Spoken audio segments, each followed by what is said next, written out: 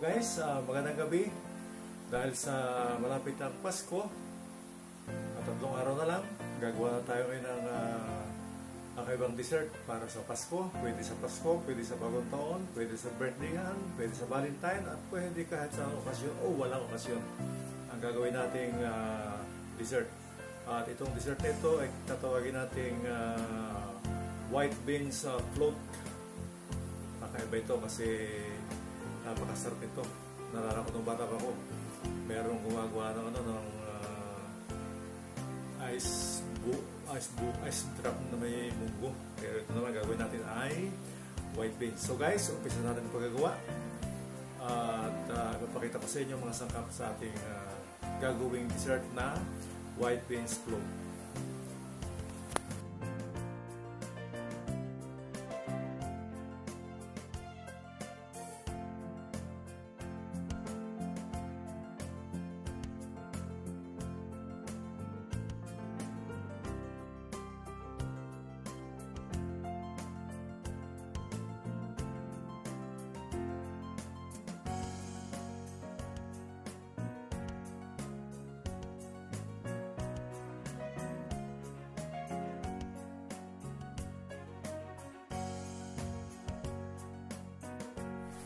Guys, umpisa natin paggawa ng ating white beans float. Meron tayo rito dalawang graham. Yan. Meron tayo rito dalawang klaseng all-purpose cream. Tapos meron tayo rito isang lata ng Alaska cream densada. Tapos meron tayo isang lata ng condensed milk.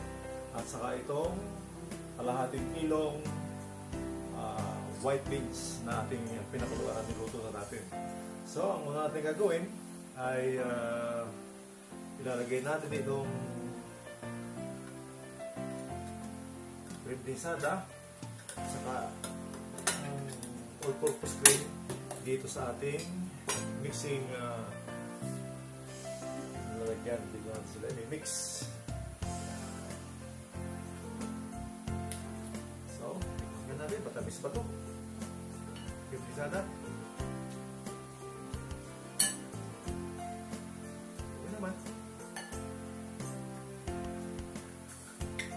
So, dagdagan natin ng condense para medyo matamis-tamis. Kalahati lang ng condense. Kasi pag dilat natin, ay masyadong matamis.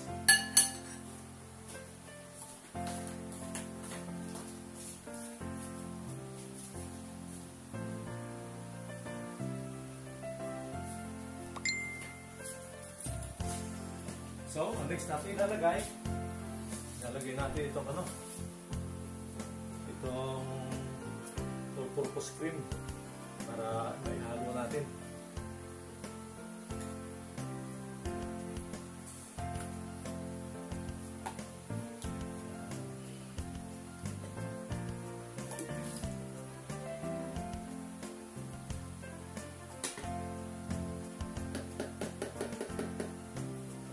Sayang.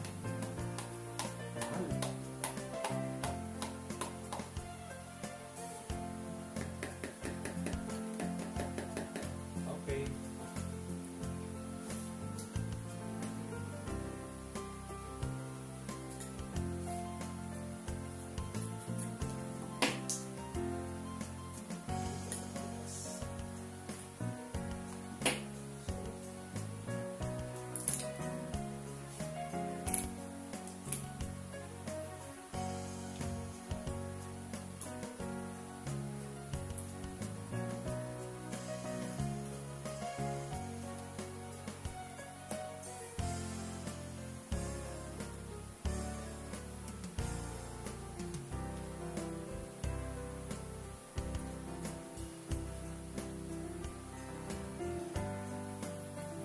Ilutin natin.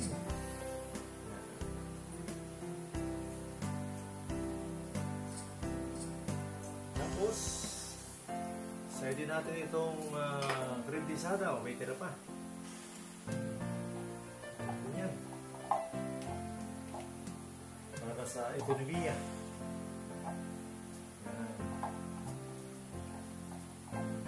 Kasi kasi itong gagawin nating white beans float ay napasarap na at medyo affordable pa. Kasi mura lang guys ang kalahating kilong white beans.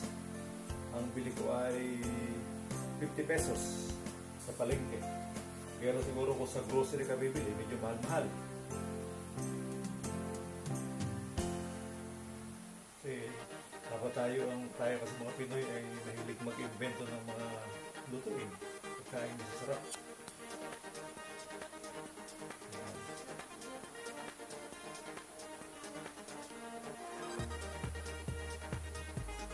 Lagay kasi sa rep ang dapat pala hindi nilagay sa rep.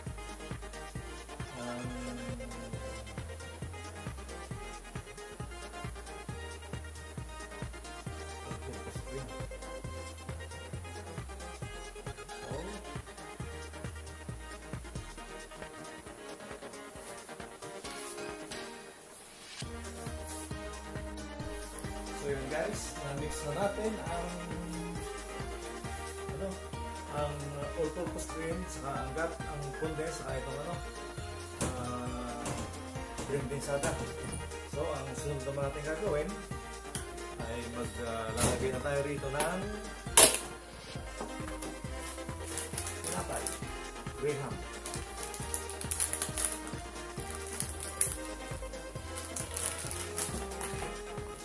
Plastic na yan. Madaling kuhanin.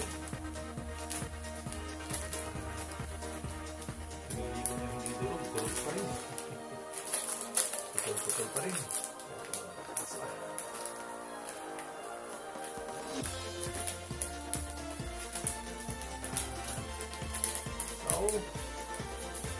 sama tayo sa paglalagay.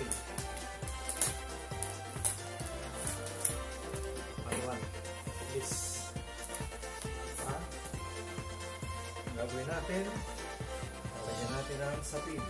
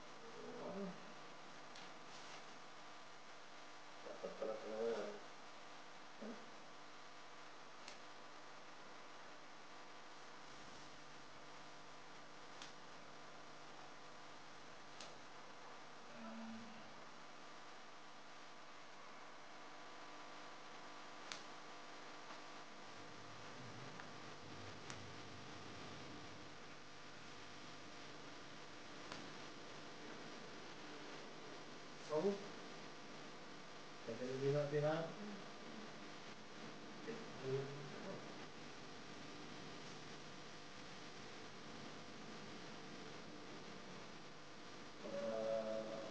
Creamy siya.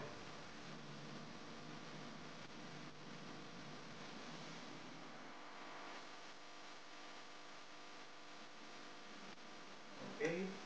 Tapos, tingnan natin ang beans.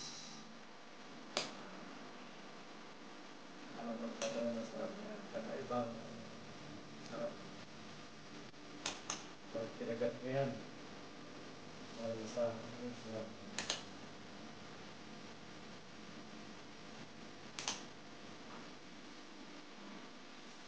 Tingnan natin ang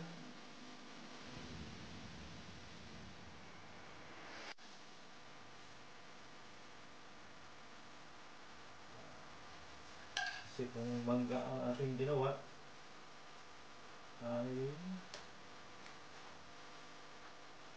hindi tayo pwede magparaming lagay kasi mahal ang bangga. Okay.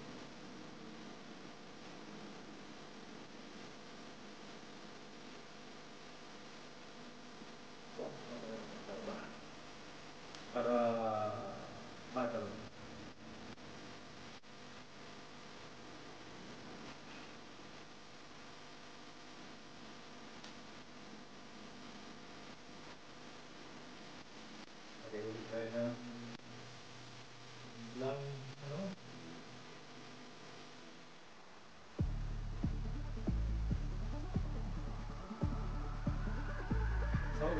guys.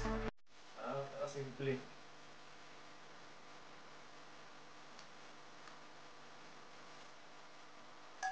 Ito yung beans. I-flat lang natin ang beans. Flat siya. Ang huli ko guys, niluto ko na itong white beans. Pwede rin red beans.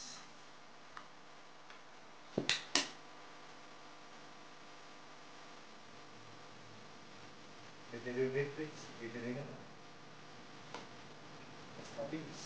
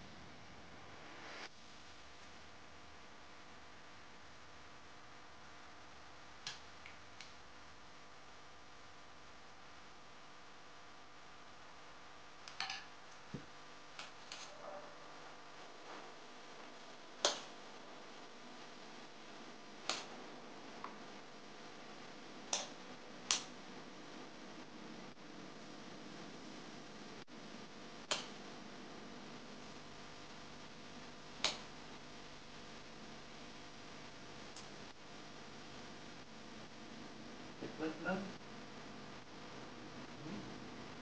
Let's go.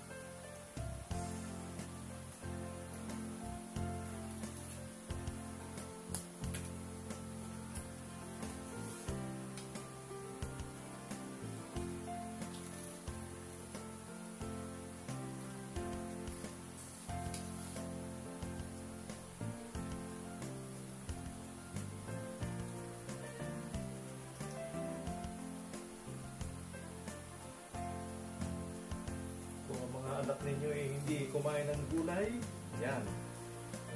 Meron silang gulay. White beans. Protein. Taas ang protein.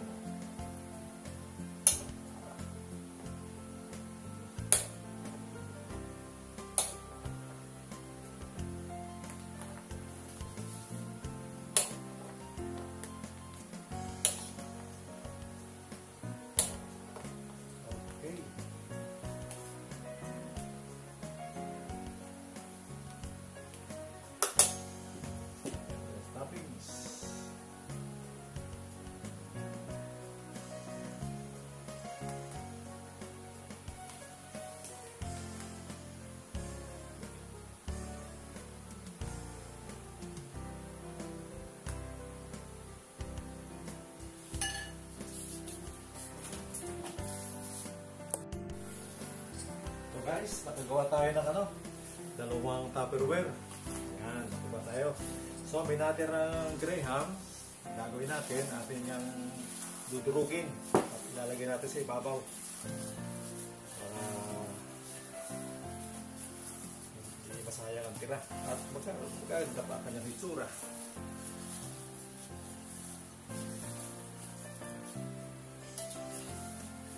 Durugin natin siya. Wala kasi tayong pampayo.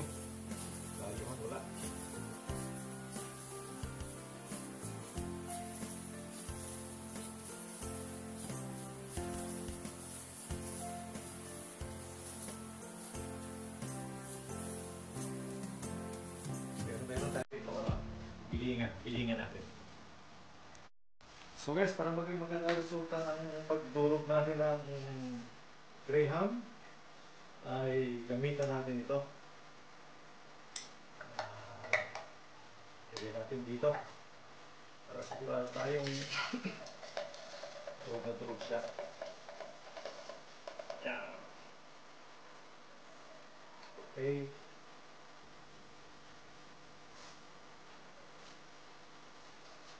Gamitan natin ng machine. Dito. Tapos, kaya natin dito at tatarin.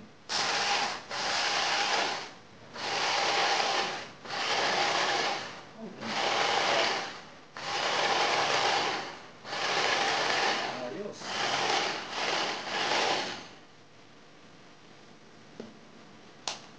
Ayos na ayos. Okay.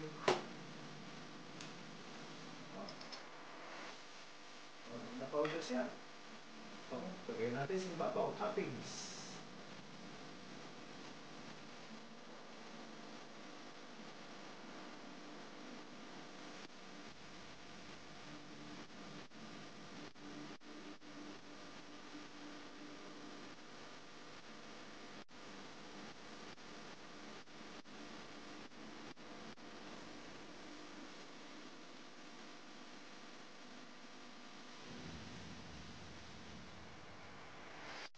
Ito na ang ating white beans float. Napakasarap. Masarap na, masustansya pa.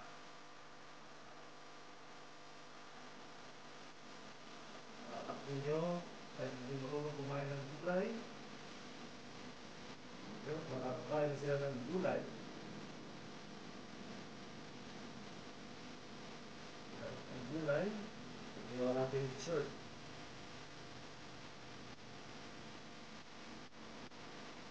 Okay. Guys, ang resulta ng ating white beans float na ating ginawa.